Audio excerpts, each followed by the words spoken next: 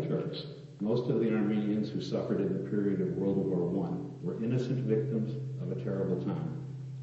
Indeed, today we celebrate the patriotism of a Turk of Armenian heritage, Berj Karasjian Turkiev, who showed the world that Turks and Armenians need not be enemies.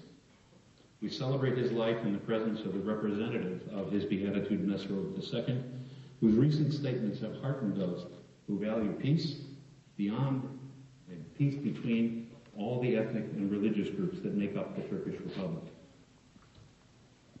Let me begin with the so-called Armenian genocide resolutions. Legislatures and high officials in France, the United States, the European Union, and elsewhere have declared that the Ottoman Turks intended to commit genocide on the Armenians. It should be unbelievable that such proclamations could ever be considered. Logically, historically, and politically, no genocide resolution should ever be brought forth, yet alone ever passed by a Congress or a parliament. Logically, obviously, this is a very complicated historical problem. A few paragraphs passed by politicians on such an issue can never be the truth. They can never be the truth because it is too complicated an issue. It cannot be genocide because what the Turks did was a reaction to rebellion, not an attack on innocents. It cannot be genocide.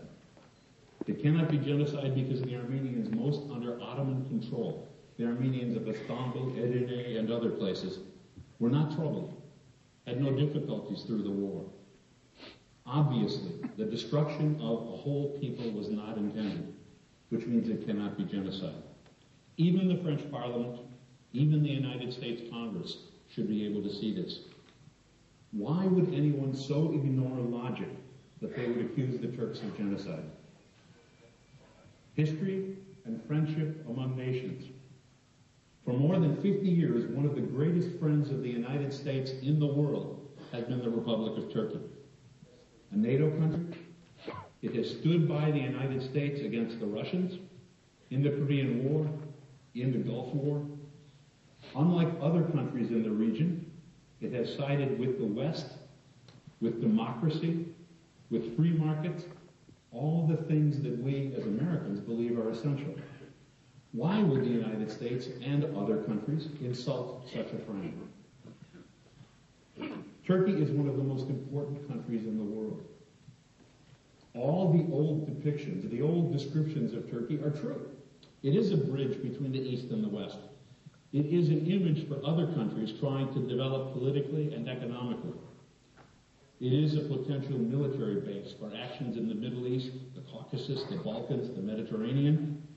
Why would anyone with common sense insult such an important nation?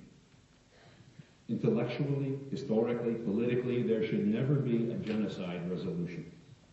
Yet we all know that genocide resolutions, accusations of genocide, not only exist, but have become a major barrier between Turkey and the countries that should be Turkey's friends. How can such a situation come to pass? The reason most often given to explain claims against the Turks in parliaments and in congresses is domestic politics. It is true that Armenian votes and financial support for politicians are most important in bringing forward attacks against the Turks. I am sorry to say, however, that the accusations of genocide are based on more than domestic politics. If politicians and voters truly believed that there was no genocide, most politicians would not be willing to pass these bills. This is not the case.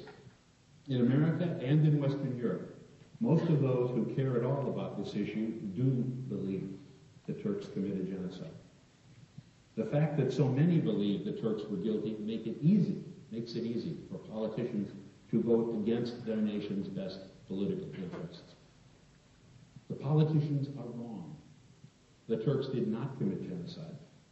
Why then do so many people believe they did? The answer, I am sorry to say, is prejudice. Prejudice, like most prejudice, based on ignorance.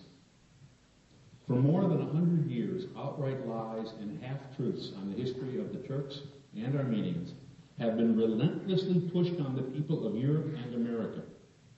Only recently has anything been heard to contradict, to counter the lies. Naturally, those who have heard only the side told by the Armenian nationalists believe it to be the truth. I will speak this afternoon primarily on America because I'm an American and I know America the best. More than 100 years ago, Americans knew almost nothing of the Turks.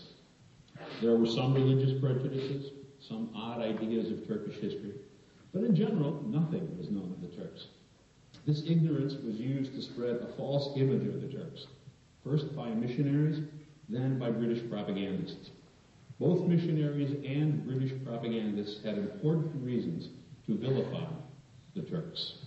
Both were very successful in painting a damning picture of the Turks in American eyes. American Protestant missionaries first came to the Ottoman Empire early in the 19th century. When they found they could not convert Muslims and not convert Jews to Christianity, their mission soon became mainly a mission to Armenians. It was Armenians who became Protestants, even though in small numbers. Armenians who became Protestants and Armenians who were the greatest number of students in missionary schools. The missionaries became the defenders of Armenians and the voice of Armenians in America, sometimes unintentionally, sometimes very intentionally. The missionaries defended the Armenians by spreading a false image of Turks in the United States. The missionaries were excellent propagandists, so good at spreading a false impression of the Turks that their distortions and lies still live today. The missionary attacks, in fact, began well before World War I. They primarily came in the period of the 1890s, in which there were Armenian rebels, Armenian rebellions in Zeytun, in Sassoon, in Marash, in Van, and many other places. The missionaries and their supporters began to collect funds to help the Armenians.